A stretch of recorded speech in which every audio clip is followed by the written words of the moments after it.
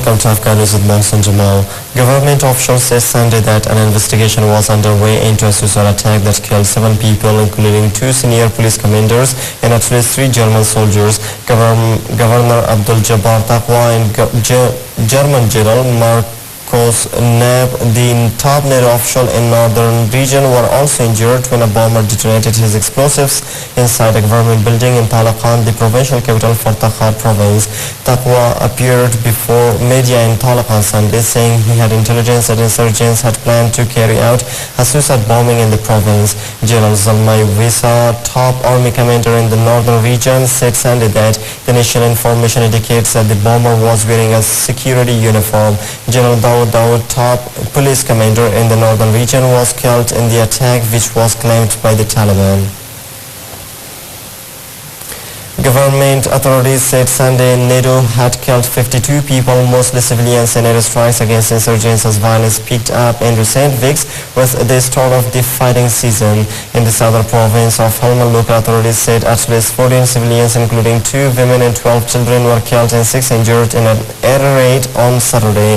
U.S. Marines in Helmand's Nawzar district called in air support after their base came under attack from a small arms fire, the provincial government said in a statement. Meanwhile, Major Tim James, a spokesman for the NATO-led International Security Assistance Force, has said that ISAF is aware of the reports and that a joint assessment team has been sent to the area to look into the allegation, and they will issue their findings to the press. Separately, the governor of Nuristan on Sunday said that 18 civilians and 20 police were killed by friendly fire during U.S.-led strikes against insurgents in his troubled northeastern province. Nuristan was the scene of heavy battles last week between the Taliban and Afghan security forces. The police and civilians were targeted on Wednesday after they were mistaken for militants, Jamaluddin Badr said. Major James said those allegations were also being investigated. This comes as President Hamid Karzai on Saturday ordered the Defense Minister Abdul Rahim Vardak to take over control of nitrates from the NATO forces. President Hamid Karzai traveled to neighboring energy-rich Turkmenistan on Saturday on a trip aimed at drumming up regional support for his struggling nation's economic future. Talks with Turkmen President Gurbanguly Berdimuhamedov concluded with a tentative agreement to construct a railway linking the two countries and a commitment to speed up implementation of a plan for natural gas pipeline from Turkmenistan through Afghanistan and Pakistan to India. President Karzai predicts maintaining the pipeline could provide employment 50,000 people in Afghanistan alone. Berdimuhamedov said after the talks, power lines will be built by the end of 2012 that would allow Turkmenistan to supply Afghanistan with 70% of its electricity needs. Egypt has detained an Iranian who worked at Iran's diplomatic mission in Cairo, security sources said Saturday, in a potential setback to improving ties between the two countries. The sources said that the man Qasim al-Husseini is a diplomat who had been detained for passing information without giving more details. 2 security sources confirmed the detention and one of them confirmed the charge. Neither gave details of his diplomatic status or name, but said he was detained earlier this week. Ties between the two states had recently begun warming. Although they do not have full diplomatic relations, each has a mission and the other's cabal. Egypt's foreign ministry said it had no immediate information on the case.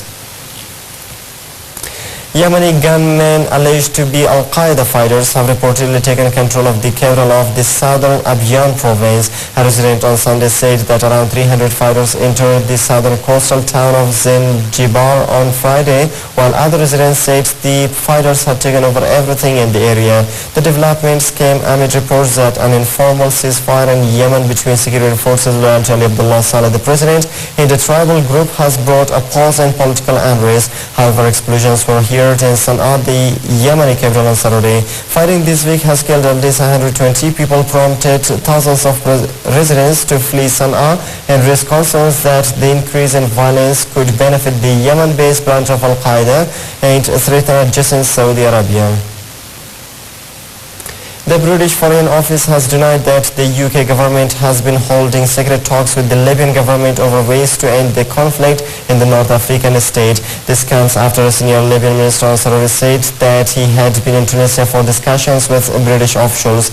Earlier, Abdullahi al-Ubaidi, the Libyan deputy foreign minister, gave hints about the secret talks to end the war, suggesting secret channels were being opened between Muammar Gaddafi's government and the British with a view to ending the conflict.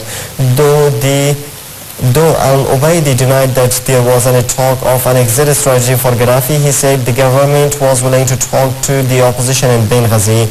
NATO meanwhile continued its airstrikes and carried out a rare daytime raid on the capital Tripoli. Turkey has urged Syria to introduce more reforms following months of anti-government protests across the country.